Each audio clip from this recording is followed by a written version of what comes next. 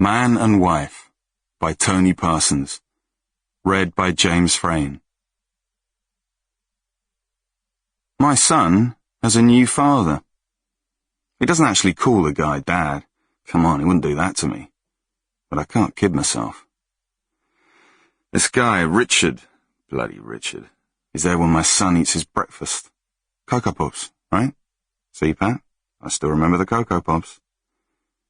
Richard is there when my boy plays quietly with his Star Wars toys. Playing quietly because Richard is more of a Harry Potter man, not so big on lightsabers and Jedi Knights. And Richard is there at night, sharing a bed with the mother of my son. Let's not forget that bit. So, how's it going? I asked my son the same question every Sunday as we took our places in the burger bar, our happy meals between us, among all the dads and little boys and girls just like us. You know, the weekend families. Good, he said. Good. Just good. When he was smaller, you couldn't stop him talking. He was full of questions. How do I know when to wake up? Where do I go when I'm asleep? How do I grow up? Why doesn't the sky stop? You're not going to die, are you? And is a Death Star bigger than the moon? You couldn't shut him up in the old days. School's okay? You getting on with everyone in your class? Good, he repeated, poker-faced, drawing an impenetrable veil over his life with one little word. We went through this routine every weekend. We'd been doing it for 2 years, ever since he went to live with his mother. I asked him about school, friends, and home. He gave me his name, rank, and serial number.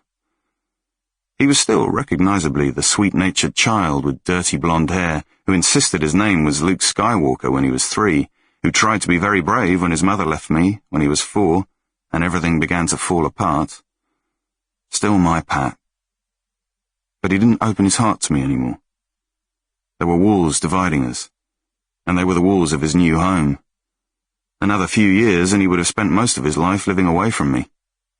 These Sundays were the high point of my week.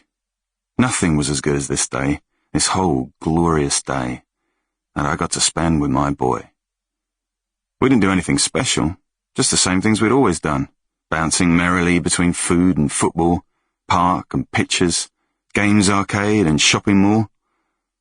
But it felt different from when we lived together, because now, at the end of all these ordinary, perfect days, we had to say goodbye. On Sundays, the burger bar was always packed with one-day dads making stilted small talk with their children, trying to make up for all the lost time and never quite succeeding.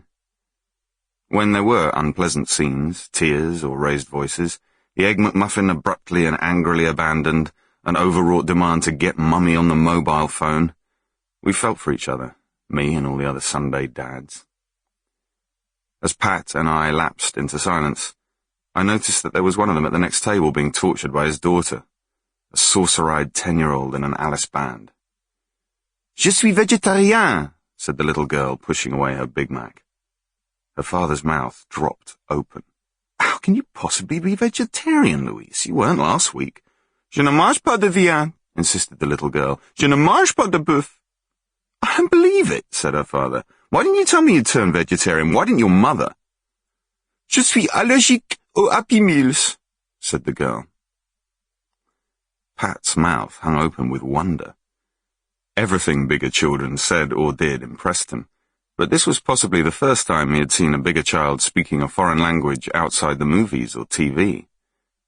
Japanese, he whispered to me. He assumed all foreign languages were Japanese. His mother was fluent. French, I whispered back. Why is she talking French then? He asked me, suddenly perking up. And it was just like the old days.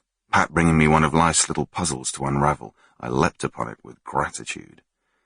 That little girl is French, I said. I looked at the poor bastard who was her father.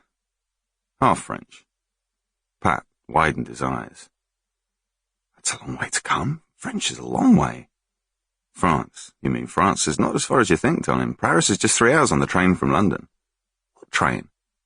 Very fast train, the Eurostar. It goes through a tunnel under the sea. My son pulled a doubtful face. Under the sea? No, I don't think so. Bernie Cooper went to French in the summer. Sample complete. Ready to continue?